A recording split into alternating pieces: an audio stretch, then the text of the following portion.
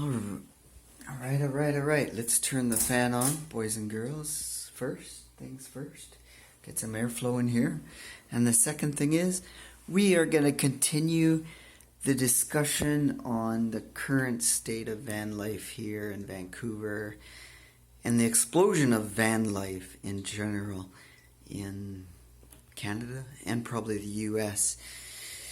So, yeah, like I say, we got a big explosion going on, and Vancouver's going to see a lot of that coming this winter because you know what? The snowbirds that usually go south, like my uncle used to, that's how I first started thinking of alternative, not van living, but RV living. I thought it would be a cool idea through my uncle who is retired, and he would spend his winters driving down to Texas and Arizona and staying down there for 6 months of the year, escaping from the minus 30 weather. So now the borders closed because of Corona. So what are people doing? This is the time lots of Canadians go south to escape the winter. The pandemic has thrown a wrench into their plans, so some snowbirds are heading to the warmest spots they can find. Yeah. As Robin Gill explains. There we go.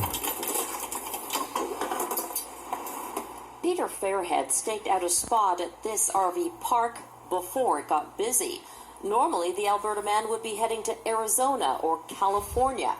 Not this year. I would take this kind of weather over cool or a foot or 2 feet of snow. I don't have to shovel the rain. The 2020 roadmap for Canada's snowbirds? Head west. We should go to the beach later this summer. Karen and Kirby Stevens live year-round in their RV. The summers are spent in Victoria, the winters in Florida. We're going to stay until April 1st, but then COVID came, which changed our plans completely. They're finding themselves in the same boat, or in their case, the same RV as other snowbirds. Now, as far as they're concerned, British Columbia is as close to sandal weather as they're going to get. We'll get there eventually, but just we'll go with the flow, so to speak. RV parks and campgrounds in BC have the advantage of being open year-round. But good luck getting a reservation. This year we filled up in August rather than October. We're seeing a huge increase in inquiries of people from across the country.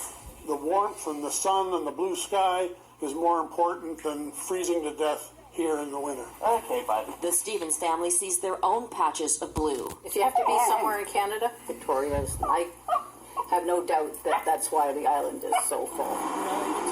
Back on BC's mainland, Peter Fairhead is making himself right at home in his RV community and has no regrets canceling the American adventure.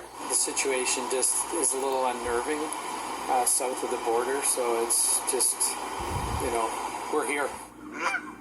So there you go. Even the local news and Canadian news is starting to see that, yes, a lot of people will be staying here in RVs and vans and other vehicles.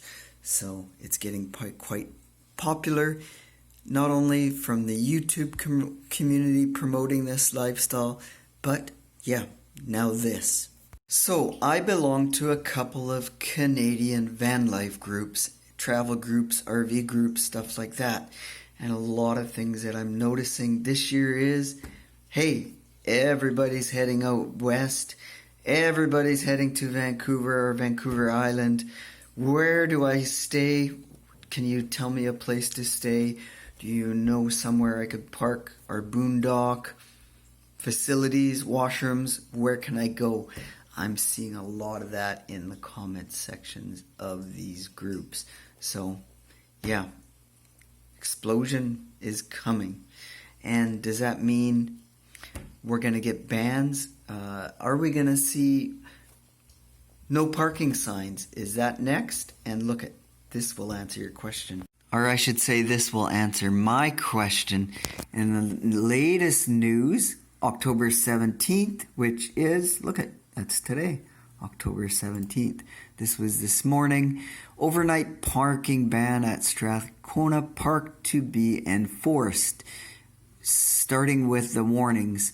So it says vehicles on Raymore Avenue have semi-permanent structures such as tarps and that attached to them. And this guy, yeah, look at this. It says, City of Vancouver is warning street campers in Strathcona neighborhood that it intends to start enforcing its overnight parking ban. The city's engineering department intends to implement this parking ban 10 p.m. till 6 a.m. on the 3 blocks of Raymar Avenue that run alongside Strathcona Park. Goes on to say the process will start slowly with illegally parked vehicles will get a warning ticket, and if the second one if the vehicle isn't moved before enforcement starts and they start towing away. She also said the city's begun already issuing tickets to illegal campers in several areas across Vancouver, including Spanish Banks Beach and Jericho Beach. So she said the decision was made for enforcement in response to complaints about lacking parking in the area by local businesses and because of the ugliness or problem with.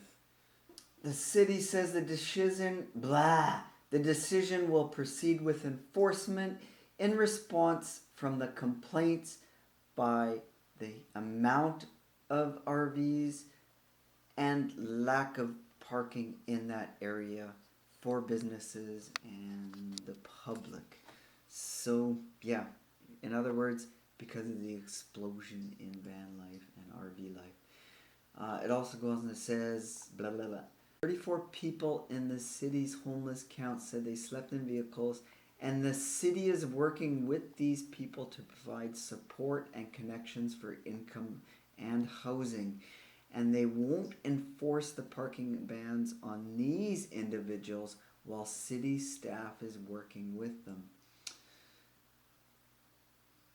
On Raymore Avenue on Friday, there were at least 40 vehicles parked in that spot, including RVs, vans, minivans, and SUVs along the 3-block stretch. So, yeah, there we go. That was yesterday's count. So, what else this has? There was also an additional 10 RVs parked on nearby Malcolm Avenue on Friday. Which again, as I said, was yesterday. So, and look at this. Some vehicles have semi-permanent structures, like tarps attached to them. And one of the parking spots had a trailer parked on it. And in the middle of it sat an upholstered armchair. Man, I can't read worth a shit, can I? So it says the Neighborhood Watch group really doesn't want to get into this yet, but she also has said that we are becoming increasingly concerned about the increasing number of RVs on Raymore and semi-permanent structures attached to them. Raymore is not the only place for RVs that are parking. She has seen them in front of her house near McLean Park blocks away. So there you go, my friends and peoples. Now we discussed some of the reasons why we're getting banned from van life dwelling camping, and we've discussed some of the reasons why it's increasing, besides us YouTubers. But the other thing is, we should probably go check that area out. Let's see what it looks like. And you know what? I've already done that. I've went to the dark side, and I tell you, wow, that dark side is pretty freaking ugly. And you wait to see it. The other thing is, I don't know what to call that next video. What do I call it? The dark side of van life? Why van life's banned? I don't know. Maybe you guys can comment on it, and I can figure out a little bit better titling for that. So, until that video and whatever else I got next, I'm going to go upload it and edit this video and that ugly van life side. Man. Yeah, next video, those videos. Cheers. You know the routine. Stay awesome, be awesome, and you know what? If you're living in a van or RV, clean up after yourselves, guys.